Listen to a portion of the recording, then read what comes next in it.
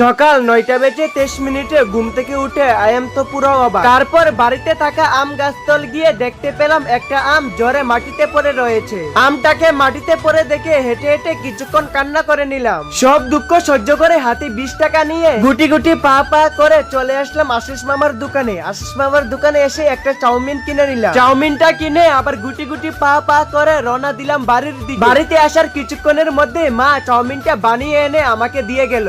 তারপর চাউমিনটা খেয়ে সকালের পেট পুজোটা কমপ্লিট করে ফেললাম। সকালের পেট পুজো করে বসে পড়লাম একটু পড়াশোনা করতে, কিন্তু সিলেবাসের অবস্থা দেখে মাথা ফুল 360 ডিগ্রি অ্যাঙ্গেলে ঘুরে গিয়েছিল। মাথা ঘুরানো বন্ধ হলে হালকা করে একটু পড়াশোনা করে নিলাম। পড়াশোনা কমপ্লিট করে বসে পড়লাম দুপুরের পেট পুজো করার জন্য। দুপুরে বেশি করে পেট পুজো করে নিজের বডিটাকে একটু রোমান ড্রিঙ্কস এর মতন করে নিলাম। দুপুরের খাওয়া দাওয়া কমপ্লিট করে বসে পড়লাম ভিডিও এডিটিং করতে। তারপর বিকাল হতে না হতে চলে আসলাম গ্রাউন্ডে।